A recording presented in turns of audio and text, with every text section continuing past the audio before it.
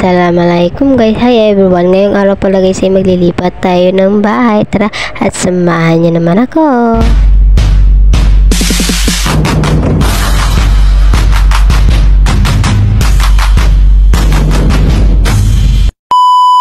Assalamualaikum everyone. Ngayong araw pala guys ay maglilipat tayo ng bahay. Gabi na pala kami naglipat ng bahay. Kasi ito pa yung paglilipatan namin guys. Maliit ng kwarto-kwarto lang siya. Pero okay na yun guys. Importante may malilipatan kaysa wala, diba?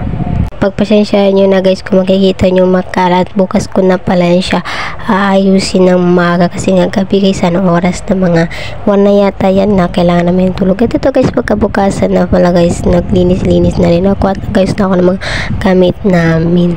Kung saan pala kami naglipat guys, may-ari nito ay pinsan lang pala ng aking asawa.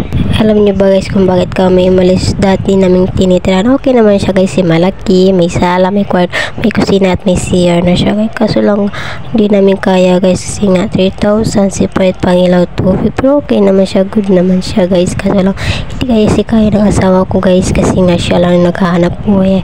Ako wala pa akong trabaho. Paano ko siya matutulungan? Naghahanap lang kasi kami guys ng boarding house. Yung mura guys, sakto lang na kaya namin bayaran. Kaya ito guys na kalipat kami dito sa bahay ng pinsan ng aking asawa guys. Pero okay naman siya guys.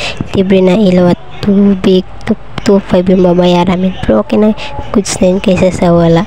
Ang hirap talaga guys na pag wala kang sariling bayat lupa. Kasi san-san ka lang nakikitira. Say naku, ang hirap ng buhay pag walang sariling bahay. Alam niyo ba guys, sa totoo lang, ayaw ko talaga umalis dun. Kasi nga guys, maganda na siya guys, malaki.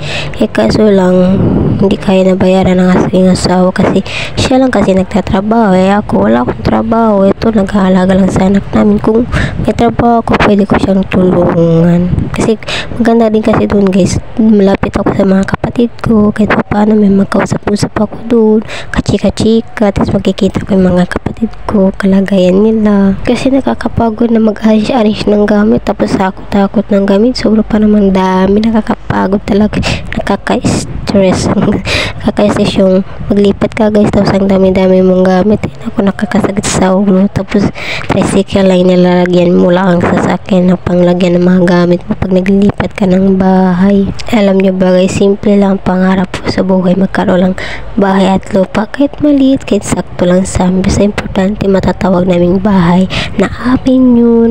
Ganun ba yung tipong hindi ka na maglipat-lipat kasi wala ka nang iisipin na babayari, mga ganun ba guys? Naku guys, nakakasagit kasi sa ulo. Iisipin mo naman, ay katapusan na naman, magbabayad na naman tayo ng bahay, dyan na naman yung tubig, ilaw. Ay no guys, at ito guys, tapos na pala ako nagligpit guys, naligo lang ako. At pagkatapos ko naligo guys, nagpalit na pala ako ng punda ng aming unan. At pagkatapos yun guys, nagwalis-walis lang ako dyan para naman kahit pa paano makatulog malinis at hindi na maraming alikabok. Hirap talaga ng buhay guys na po wala kang sariling bahay at lupa.